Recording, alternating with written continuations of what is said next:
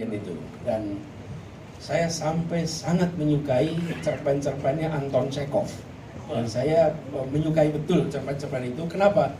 Kalau beda dengan cerita yang panjang, novel, itu butuh daya tahan gitu. Untuk anak yang masih kecil, perlu daya tahan untuk baca yang itu panjang. usia berapa mas? SD makanya. SD kelas 5. Dan Anton Chekhov itu dibacanya pendek karena cerpen kan? Iya. Dan kumpulan-kumpulan ceritanya. Termasuk salah satu cerita yang saya sampai berkesan sampai sekarang itu judulnya Pertaruhan. Silakan dicari itu. Itu karya Anton Chekhov yang luar biasa. Di situ saya menghayati sekali ceritanya dan menyukai betul karya-karya sastra yang sifatnya esai.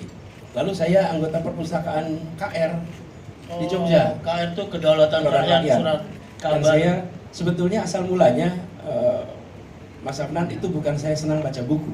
Sebetulnya masalahnya adalah saya sering berantem. Lalu oleh ibu saya, ayah saya daripada berantem di kampung tuh dibolehin naik sepeda kalau sore. Nah, karena saya senang naik sepeda. Lalu saya satu-satunya anak di Karangkuni yang boleh naik sepeda di aspal. Karena kan kampung itu jalannya jalan tanah ya. Saya naik sepeda ke perpustakaan. Jalan Kaliurang ke perpustakaan KR kan jalan Mangkubumi itu. Kira-kira 4 km. Iya, lumayan itu. Perjalanan itu. Nah, saya senang ke perpustakaan karena boleh naik sepedanya. Tapi konsekuensi dari itu saya jadi pinjam buku. Dan di situ saya baca cerita-cerita biografi. Kemudian juga saya ingat pinjam buku Tenggelamnya Kapal Van der Wijk. Hamka. Ya, itu. Jadi di masa itu saya merasa senang sekali dengan bacaan-bacaan cerpen. Lalu di rumah juga langganan ya ada koran ya. Kalau hari Minggu itu suka ada cerpen.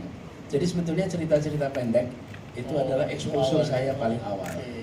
Lalu biasa ketika di gelanggang mahasiswa, saya SD-nya itu di samping kampus, itu setiap tahun selalu ada lomba deklamasi misalnya. Jadi sebelum saya ke gelanggang ketika kuliah, saya itu bolak-balik ke gelanggang ikut kegiatan deklamasi yang diselenggarakan oleh unit teater untuk anak-anak siswa waktu itu, dan saya ikut belajar deklamasi. Dan seingat saya nggak pernah menang di situ. Jadi walaupun ikut deklamasi, tapi alhamdulillah semangatnya ada walaupun kalah terus gitu.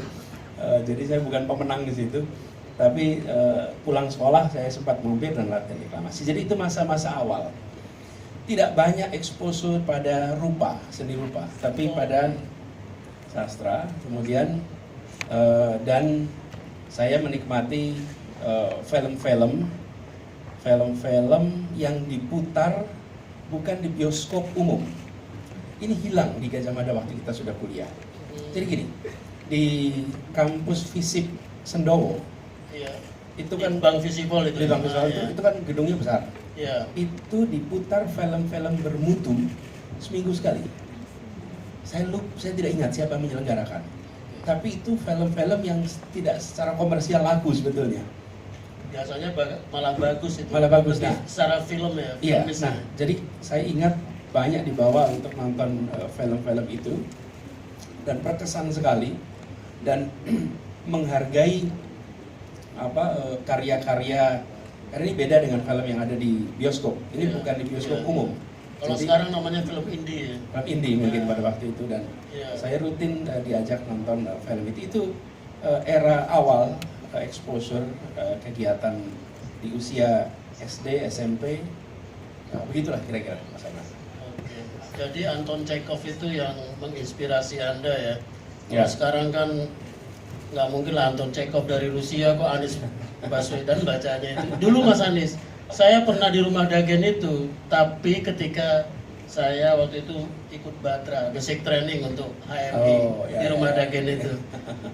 Mas Anies itu kan latar belakang ya, terus kalau di Jogja kan sulit dibantah kalau kita cenderung mudah mengakses seni budaya ya ketika mahasiswa misalnya ada film-film bagus, film Perancis di LIP. Nah, itu ketika Mas Anies menjadi Mendikbud, itu kebijakan Anda di bidang kebudayaan itu seperti apa? Ya, gini, pertama kita kali mereview ya ketika Anda jadi. Jadi ketika pertama kali saya bertugas di Kementerian Pendidikan dan Kebudayaan, pada waktu itu kami melihat bahwa kebudayaan perlu dapat perhatian lebih besar. karena porsi pendidikannya lebih dominan daripada porsi kebudayaan. Ini kenyataannya, dari anggaran, dari macam-macam. Nah, di situ kemudian saya melihat nomor satu harus ada referensi scope of work. Jadi kami waktu itu melakukan studi komparasi, bukan pergi ke sana, tapi minta data-data dari beberapa kedutaan di sini yang memiliki kementerian kebudayaan. Jadi dari Asia Selatan, dari Eropa, dan ada dari negara-negara Amerika Latin. Lalu itu menjadi bahan yang kami berikan kepada tim di Dirjen Kebudayaan. Bahwa walaupun namanya adalah Direktorat Jenderal, tapi scope of work-nya harus mencerminkan sebuah kementerian kebudayaan. Lalu yang kedua adalah kami melihat untuk memimpin Direktorat Jenderal ini seringkali ASN itu kurang tepat. Karena ini adalah sebuah kegiatan budaya yang memerlukan ruang imajinasi, bisa berdialog dengan para budayawan, para seniman. Agak lebih luas gitu ya, Mas? Sementara kalau ASN itu memang by definition tugasnya melaksanakan regulasi. Tupoksinya jelas gitu ya. Regulasi, memang pelaksana regulasi. Iya. Jadi buat ASN itu semua yang harus dikerjakan sesuai dengan regulasi. Sementara untuk kebudayaan kita memerlukan figur. Nah, pada waktu itu tidak ketemu, jadi saya minta kepada Pak Presiden mohon izin untuk bisa merekrut non ASN.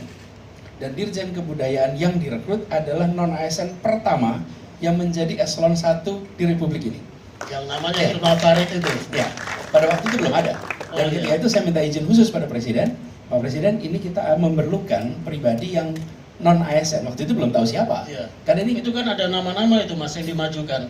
Jadi sebelum proses rekrutmen. Iya. Jadi itu bukan di ujungnya. Oke. Jadi ketika mengumumkan harus sudah dimasukkan ini non ASN. Jadi persetujuannya itu pada saat pengumuman. Oke. Nah, kemudian baru di situ masuk. Nah, kemudian lalu yang ketiga, kami menyusun rancangan undang-undang kebudayaan. Jadi RUU kebudayaan itu kita menyiapkan, dan di tengah-tengah proses persiapan tugas saya dicukupkan di kementerian. Jadi saya tidak melihat, menyaksikan dari dekat penandatanganannya, tapi kami menjadi bagian dari yang mengusulkan. Pengusulannya ada pada saat saya bertugas. Undang-undang kebudayaan, memajukan kebudayaan waktu itu namanya, yang kita berharap ini menjadi platform untuk perhatian lebih besar di bidang kebudayaan. Lalu kita menyelenggarakan Kongres Kebudayaan di Bandung pada waktu itu, kalau tidak salah 2015 akhir atau 2016 awal. Nah, kami berpandangan bahwa kegiatan kebudayaan ini harus kita jadikan sebagai sebuah kegiatan yang terpisah dari aktivitas lain. Nah, saya bisa mengerjakan ini di DKI. Pada waktu saya masuk di DKI, itu dinasnya namanya Dinas Pariwisata dan Kebudayaan. Ini dua hal yang berbeda. Pariwisata itu adalah sebuah aktivitas komersial, sementara kebudayaan itu bukan aktivitas komersial. Walaupun misalnya bisa mendatangkan duit, tapi tujuan utamanya bukan itu. Kan kira-kira begini, kebudayaan adalah kehidupan, sementara pariwisata adalah penghidupan. Dan jangan ubah kebudayaan jadi penghidupan, gitu kira-kira. Jadi jangan sampai meleset, itu kita pisahkan. Dan Jakarta menjadi satu dari 3 provinsi kalau tidak salah yang memiliki dinas kebudayaan terpisah khusus. Bali, Jogja, dan Jakarta. Mungkin kalau ada lagi saya dikoreksi, tapi pada waktu itu hanya ada 3. Nah, tujuannya supaya dinas kebudayaan ini, atau pada waktu itu Direktorat Jenderal Kebudayaan, dia menjadi tangan negara untuk membangun ekosistem agar pelaku-pelaku seni budaya itu bisa tumbuh kreativitasnya. Jadi peran negara itu membangun ekosistem yang sehat. Ide-ide gagasan bukan dari negara, ide dan gagasan dari para pelaku. Tetapi kita bertanggung jawab membuat ekosistemnya, memberikan insentifnya, dan menempatkan pengeluaran negara di bidang kebudayaan bukan sebagai biaya, tapi sebagai investasi. Karena kemudian nanti hasilnya yang kita dapat itu bukan dalam bentuk pendapatan rupiah, tapi dalam bentuk majunya kebudayaan di Indonesia. Nah, itu yang kita dorong. Termasuk diantaranya adalah pembangunan Taman Ismail Marzuki ini. Tapi nanti kita diskusikan berikutnya.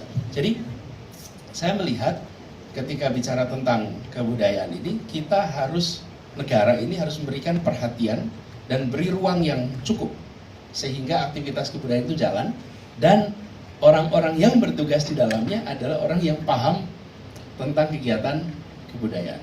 Itu saya dengar itu sedikit soal tim itu, mantan ketua DKJ dia bilang zaman Anies, dia nggak pakai mas ya, zaman Anies gila katanya, kita difasilitasi insentif tuh sampai kita nggak bisa, ini untuk apa gitu loh.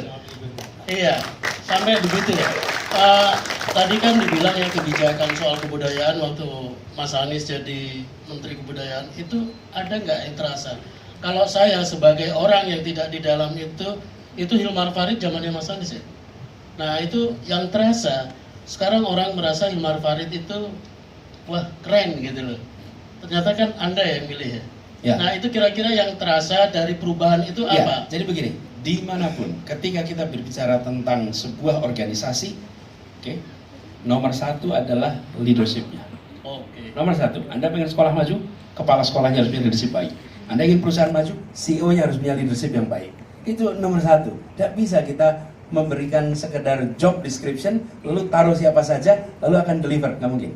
Jadi harus orang yang tepat. Nah, pada waktu itu kami melihat bahwa tidak sulit sekali kegiatan kebudayaan ini maju apabila proses rekrutmennya itu menggunakan rekrutmen seperti bidang-bidang lain.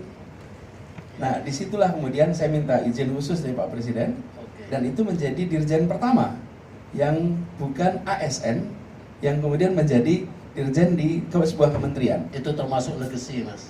Mudah-mudahan, mudah-mudahan, dan saya percaya bahwa kalau yang mimpin itu memiliki pemahaman tentang kebudayaan, bisa berinteraksi dengan budayawan, maka dia bisa menjembatani antara bahasa kreativitas dengan bahasa regulasi. Iya. Karena itu beda. Lalu pas saya masuk, kemudian ada Frankfurt Book Fair. Iya yang Frankfurt Book Fair itu tinggal setahun, persiapannya sudah last minute. Lalu kami bekerja sama dengan waktu itu Pak Gunawan Muhammad, beliau yang memimpin, dan kita buat tim baru untuk menyiapkan Frankfurt Book Fair. Dan di situ ada banyak sekali proses pembelajaran bagaimana kegiatan kebudayaan harus berjalan di lokasi yang amat jauh dari Indonesia karena dia merepresentasikan Indonesia. Di sisi lain ada ketentuan-ketentuan keuangan yang harus ditaati. Di situ kita menemukan banyak pengalaman berharga bagaimana negara terlibat memfasilitasi proses kreatif. Satu sisi tidak melanggar ketentuan sehingga tidak khawatir ketika diperiksa. Di sisi lain ruang untuk berkreasi bagi para seniman dan budayawan tetap ada. Jadi pengalaman pengelolaan Frankfurt Book Fair itu menurut saya layak dijadikan sebagai tulisan untuk pengalaman bagaimana negara terlibat dalam aktivitas kebudayaan yang memungkinkan proses kreatif itu terjadi. By the way, Frankfurt Book Fair waktu itu Indonesia menjadi guest of honor, dan Indonesia bisa dibilang di 2015 waktu itu menjadi tamu kehormatan Frankfurt Book Fair yang terbaik dalam sejarah Frankfurt Book Fair. Itu bukan kerja satu orang, bukan kerja menterinya, bukan kerja dirjen, bukan. Itu adalah kerja kolosal melibatkan begitu banyak orang. Tapi prinsipnya negara itu mendukung, memfasilitasi, dan menganggap ini sebagai investasi. Tidak dipandang ini sebagai biaya. Setelah Mas Anies nggak jadi menteri itu, saya juga merasakan apa yang dibilang tertib administrasi dan keuangan. Karena 2022 Desember saya ikut program yang disponsori Dirjen Kebudayaan Residensi Puitika di Chile selama 1 bulan. Mas Anies, Ada satu lagi sedikit ya, saya mau bercerita sedikit aja ini. Oke. Ada sebuah kegiatan namanya BBM. Ini bukan bahan bakar minyak. BBM ini adalah belajar bersama maestro. Oh iya. Ya. Iya. Jadi gini, Mas Auran, saya melihat begitu banyak maestro-maestro kita itu mereka bekerja, mereka berkarya di sisi lain kita begitu banyak anak-anak belajar di bidang seni itu disconnect. Iya, Oke? iya. Jadi kami membuat program BBM di mana anak-anak muda, terutama yang suka pada bidang kesenian, itu selama liburan, Iya. dia tinggal di tempatnya para maestro itu. Siapa aja tuh Mas? Jadi maestronya. banyak, dari mulai almarhum Ki Mantop Sudarsono, Iya. dan Dalam. Ki Dalang itu, Iya. dia menerima anak bukan dari Jawa saja, bahkan dia punya anak dari Aceh yang datang bersama dia. Oke. Kemudian Pak Nyoman Nuarte di Bandung. Iya. Jadi yang diundang ini maestro beneran, Mas Irung. Mas Ratno, Ratno Tianto Iya. dan Mbak Ratna. Iya. Mereka berdua itu rumahnya menampung. Jadi kita titipkan 5 sampai 10 anak tinggal di sana, biar dia mengikuti proses pembelajaran seperti nyantri. Iya. Nyantri. Karena memang cantrik itu kan artinya murid ya. Iya. Bagi yang laki-laki cantrik, yang perempuan namanya mantrik. Iya. Nah, mereka belajar di situ, lihat dari dekat bagaimana dia beraktivitas, bagaimana dia berproses kreatif, dan si maestro itu juga punya kesempatan untuk memberikan tugas-tugas Iya. yang sifatnya pembelajaran. Nah, kami melihat untuk belajar di bidang kebudayaan itu bukan seperti di ruang kelas, tapi langsung. Jadi kami mengundang para maestro itu untuk ikut. Setahu saya program ini sampai sekarang masih dijalankan. Oke. Kalau nggak salah di bidang musik dulu Jaduk Ferianto. Jaduk, betul. Lukisan Nasirun yang ada di pameran ini juga. Dan itu gini, di awal hanya beberapa, lalu para maestro itu bercerita pada maestro-maestro yang lain. Di tahun berikutnya makin banyak maestro yang mau ketamuan anak-anak itu. Dan saya dengar waktu saya berkunjung ke almarhum Ki Mantop Sudarsono 2 tahun yang lalu, beberapa bulan sebelum beliau wafat, saya ke rumahnya, baru dia cerita, makanya saya ingat soal Aceh itu. Iya. Dia bilang, Pak, ini ya murid saya yang anak Aceh itu sampai sekarang dia masih belajar wayang, dan dia mengembangkan dengan memberikan flavor Aceh di situ. Jadi proses pembelajaran yang saya salut dengan anak-anak itu. Oke. Dan masih berlangsung Mas ya? Iya, betul. Kayaknya perlu tepuk tangan ini dengan Ya. Mas, kita agak bergeser sedikit. Tadi kan bicara policy apa segala macam ya.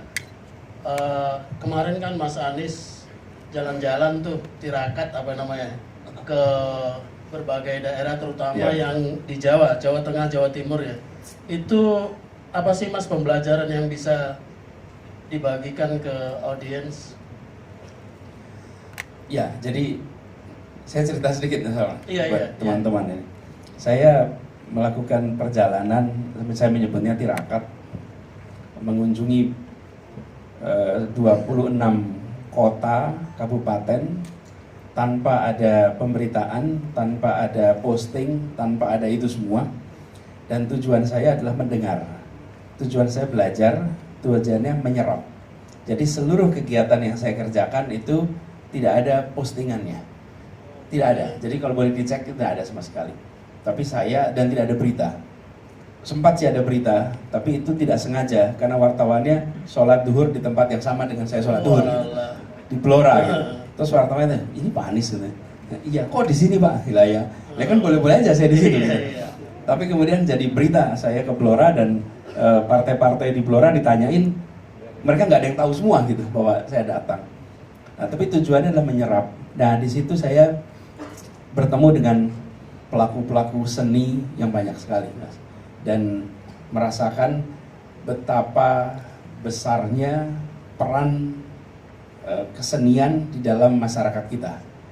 Mereka menjadi orang-orang yang berpengaruh, mereka menjadi orang-orang rujukan, dan terutama saya ketemu dengan para dalang di banyak tempat. Itu dalang itu salah satu yang paling banyak kita temui dan bercerita tentang bagaimana kegiatan mereka. Jadi saya merasakan aspek kultural yang sangat kuat di dalam perjalanan kemarin. Nah, saya bersyukuri bisa melihat dari dekat ketangguhan bangsa kita, keuletan, walaupun juga ada unsur pasrah ing pandum gitu. apa tuh pasrah yang pandem itu menerima atau Ikhlas, Pak. nerimo yang pandem lah gitu. Nerimo yang pandem. Nerimo yang pandem, pasrah dengan kondisi, tapi secara umum tangguh, ulet, kuat walaupun tantangannya besar. Mas, ini kan waktunya juga terbatas ya. Ini kan apa namanya, semangat kita itu kan semangat perubahan. Nah, kalau kita tetap konteksnya kebudayaan, itu Mas Anies melihat apa yang harus kita teruskan, apa yang harus kita stop. Jadi bisa dijelaskan itu Mas, apa yang juga mungkin harus kita mulai dari sekarang dan apa yang harus kita perbarui.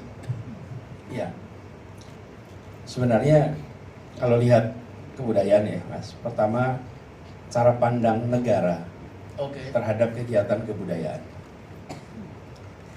berbeda dengan ketika kita memandang di sektor-sektor lain. Di bidang kebudayaan ini ada pelaku-pelaku yang berkarya, yang mereka bisa berkarya dengan atau tanpa dukungan negara. Iya. Ini berbeda dengan kalau kita membangun yang sifatnya infrastruktur keras, di mana itu memang negara harus hadir. Kalau di bidang kebudayaan itu mereka akan berkarya. Nah, tetapi bila mereka diberikan dukungan sesuai dengan kebutuhannya, itu mereka bisa berkarya lebih hebat lagi. Jadi menurut saya perubahan nomor satu adalah negara ajak bicara para budayawan, ajak bicara para seniman, lalu berikan sebuah pertanyaan sederhana. Apa yang Anda butuhkan dari negara untuk Anda bisa berkarya? Berikan pertanyaan itu. Jadi kita nggak usah kita jangan berpretensi seperti kita tahu apa yang harus kita kerjakan. Justru kita harus tanya apa yang dibutuhkan sehingga negara bisa melakukannya. Misalnya gini, waktu itu kami di kementerian membuat Badan Pengembangan Film Indonesia. Karena kami ingin film itu maju. Dan kemudian waktu itu saya membuat badannya, Badan Pengembangan Film. Dan Badan Pengembangan Film itu maksudnya kita ingin nanti alokasikan sumber daya. Tapi itu membuat badan itu bukan inisiatif saya, bukan. Saya ngobrol dengan teman-teman perfilman. Mereka mengatakan kita perlu dukungan, kita perlu membuat studio alam yang besar yang bisa mengundang produksi dunia. Kita ingin mixing film itu tidak harus dilakukan di Bangkok, kita ingin melakukannya di Indonesia. Oke? Tapi kita nggak punya alatnya semua. Nah, baik dengan adanya badan itu, negara bisa investasi di alat-alat setara dengan alat-alat yang ada di Bangkok. Sehingga mereka tidak perlu pergi ke sana, bisa di sini. Itu nggak bisa diselenggarakan oleh swasta. Karena biayanya besar, negara yang invest. Tapi itu dibuat bukan keinginan menteri. Pak Menteri yang ngobrol, beritahu kebutuhannya, lalu negara menyiapkan. Nah, kami berpandangan di bidang kebudayaan ini jangan berpretensi seperti negara tahu apa yang dibutuhkan. Dengarkan, tanyakan apa yang dibutuhkan. Lalu yang kedua, jangan pandang returnnya itu dalam bentuk pendapatan rupiah, bukan. Dalam jangka panjang itu bisa terjadi. Ini investasi yang berbeda Ya, tapi dalam jangka pendek jangan harap. Tapi ini adalah kegiatan memajukan kebudayaan, memberikan ruang berkarya bagi para budayawan yang mereka nanti akan memantik kreativitas seluruh bangsa. Itu efeknya besar sekali. Mas Hamdan, ketika muncul sebuah karya-karya sastra hebat, itu jutaan anak-anak bisa baca itu kan bisa dihitung dengan rupiah. Ketika kemudian muncul film-film hebat, nah film-film hebat itu dinikmati oleh jutaan orang, itu bisa dihitung dengan rupiah. Ketika Mas Hamdan dapat kesempatan, bayangkan ada 1.000 orang seniman dapat kesempatan untuk residensi di berbagai negara, dan tidak harus negara Eropa, bisa di Afrika, bisa di mana. Tapi apa yang terjadi kemudian? Proses pembelajaran luar biasa. Datangkan seniman-seniman kelas dunia dari seluruh dunia datang ke Indonesia, biarkan mereka menjadi partner dari seniman-seniman Indonesia. Itu nggak bisa dikerjakan swasta, dan manfaat dari interaksi itu jangkanya panjang. Karena itu saya memandang yang harus diubah itu cara pandang. Kalau ini dipandang sebagai aktivitas yang harus menghasilkan uang, sangat mungkin. Nih contoh nih Mas, sewa. Ini contoh, saya bertugas di Jakarta. Anak-anak teater itu kalau pakai GOR mereka sewa. Jadi saya panggil di pengelola GOR di dinas pemuda olahraga. Kenapa harus sewa? Ya aturannya begitu. Iya tahu saya aturannya begitu, tapi kenapa diatur begitu? Kenapa harus sewa? Gitu. Lah kalau ada anak mau main teater, malah kita bantuin konsumsi, kita bantuin dengan makanan. Lah wong anak-anak mau main teater kok suruh nyewa gor? Memangnya dengan Jakarta anggaran 80 triliun kerasa ini dari situ? Nggak terasa sama sekali. Mindset kita itu jangan ini peminjaman aset untuk aktivitas komersial. Ini adalah aktivitas kebudayaan, anak-anak main teater nggak usah. Mas Amnan, kantor Kemdikbud itu lokasinya sangat strategis. Okay? Selama saya bertugas di Kemdikbud, seluruh fasilitas kantor bisa dipinjam oleh sekolah mana saja, Rp0, sama sekali nggak bayar. Jadi kalau Anda ke kantor waktu itu sore hari, itu ketemu dengan anak-anak latihan teater di situ. Mereka senang latihan, kenapa? Karena dekat FX, dekat dengan fasilitas lain. Iya. Jadi mereka berlatih. Nah, tempat berlatih mana yang lebih prestisius daripada di Jalan Jenderal Sudirman? Okay? Iya. Bagi anak-anak di Jakarta. Jadi fasilitas negara itu dipakai untuk sebanyak-banyaknya bagi fasilitas kegiatan kebudayaan. Tapi jangan dipandang ini harus sewa. Kenapa? Justru kita yang harus membantu. Jadi saya melihat kebutuhan-kebutuhan itu jangan kita yang menentukan. Oke. Duduk. Lalu yang kedua, bandingkan dengan negara-negara lain yang sudah memiliki perhatian di bidang kebudayaan secara serius, lakukan itu sebagai benchmark. Jangan pernah malu untuk belajar, jangan pernah malu untuk membandingkan.